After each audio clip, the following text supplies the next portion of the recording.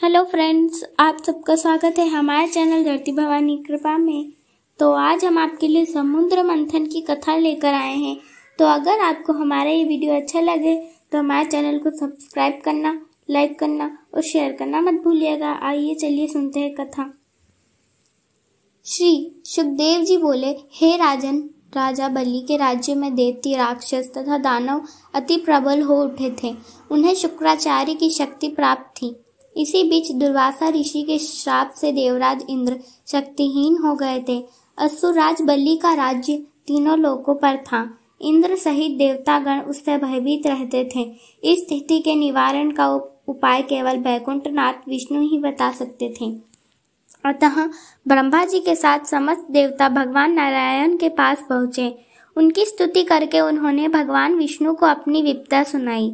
तब भगवान मधुर वाणी में बोले कि इस समय तुम लोगों के लिए संकट काल है, किंतु संकट काल को मैत्रीपूर्ण भाव से व्यतीत कर देना चाहिए। तुम असुरों से मित्रता कर लो और क्षीर सागर को मथ कर उसमें से अमृत निकाल कर पान कर लो। असुरों की सहायता से यह कार्य सुगमता से हो जाएगा।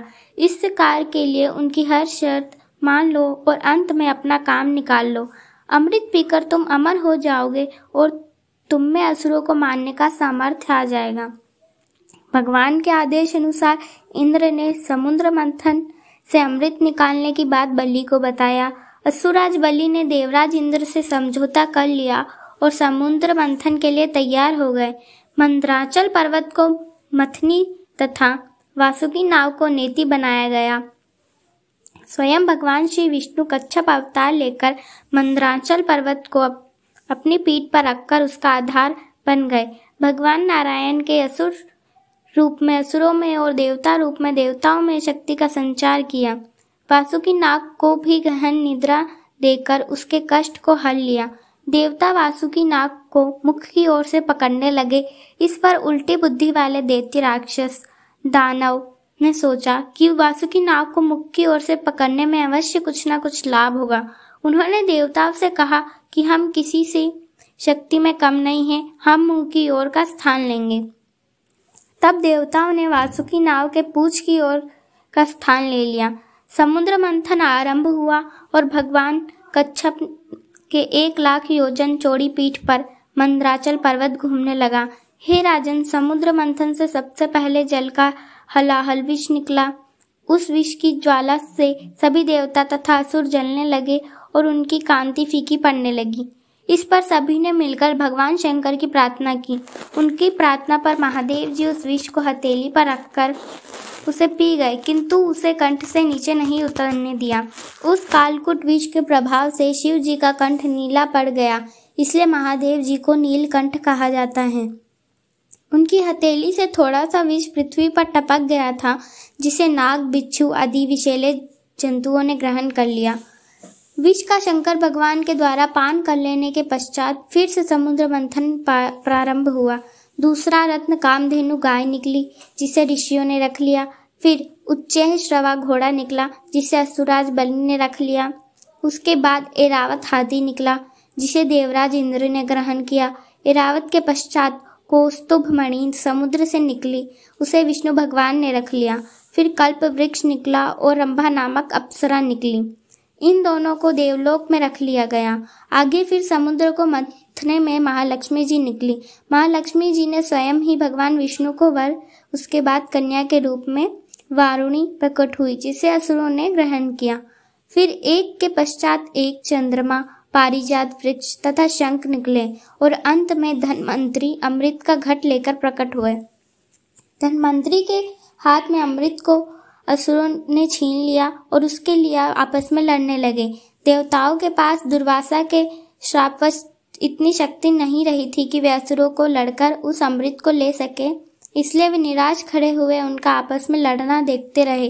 देवताओं की निराशा को देखकर भगवान विष्णु तत्काल मोहिनी रूप धारण कर आपस में लड़ते असुरों के पास जा पहुंचे। उस विश्व मोहिनी को देखकर असुरों तथा देवताओं की तो बात ही क्या, स्वयं ब्रह्मज्ञानी कामदेव को भस्म कर देने वाले भगवान शंकर भी मोहित होकर उनकी ओर बार बार देखने लगे। जब असुरों ने उस नव यौवना सुंदरी को अपनी ओर आते हुए देखा, तब वे अपना सारा झगड़ा भूलकर उसी सुंदरी की ओर कामासक्त होकर एकटक देखने लगे। वे असुर बोले, हे सुंदरी, तुम कौन हो? लगता है कि हमारे झगड़े को देखकर उसका निपटारा करने के लिए आई हो। आओ, तुम्हारा स्वागत है। हमें अपने सुंदर कर कमलों से यह अमृत पान कराओ। इस पर विश्व मोहिनी रूपी विष्णु ने कहा, हे देवताओं और असुरों, आप दोनों ही महर्षि कश्यप जी के पुत्र होने के कारण भाई भाई हो, फिर भी परस्पर लड़ते हो। मैं तो स्वेच्छाचारिणी स्त्री हूँ। बुद्धिमान लोग ऐसी स्त्री पर कभी विश्वास नहीं करते, फिर तुम लोग कैसे मुझ पर विश्वास कर रहे हो? अच्छा, यही है कि स्वयं सब मिलकर अमृतपान कर लो। विश्व मोहिनी के ऐसे नीति कुशल वचन सुनकर उन कामांध देवता और दानवों और राक्षसों उस पर और भी विश्वास हो गया। वे बोले, सुंदरी, हम तुम पर पूर्ण विश्वास है। तुम जिस प्रकार बांटोगी हम उसी प्रकार अमृत पान कर लेंगे। तुम ये घट ले लो और हम सभी में अमृत वितरण करो। विश्व मोहिनी ने अमृत घट लेकर देवताओं और असुरों को अलग अलग पंक्तियों में बैठने के लिए कहा।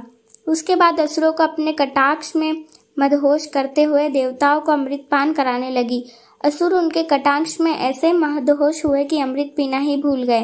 भगवान की इस चाल को स्वरभानु नामक दानव समझ गए। वह देवता का रूप बनाकर देवताओं में जाकर बैठ गया और प्राप्त अमृत को मुख में डाल लिया। तब अमृत उसके कंठ में पहुंच गया। तब चंद्रमा तथा सूर्य ने पुकार कर कहा कि ये स्वर भानु दानव है। यह सुनकर भगवान विष्णु ने तत्काल अपने सुदर्शन चक्र से उसका सिर गर्दन से अलग कर दिया। अमृत के प्रभाव से उसके सिर और धड़ राहु और केतु के 2 ग्रह बनकर अंतरिक्ष में स्थापित हो गए। वे ही बैर भाव के कारण सूर्य और चंद्रमा का ग्रहण करते हैं। इस तरह देवताओं को अमृत पिलाकर भगवान विष्णु वहां से लौट गए। उनके लौट जाने के बाद सब अपने अपने घर चले गए। तो यहाँ पर हमारी समुद्र मंथन की कथा समाप्त होती है।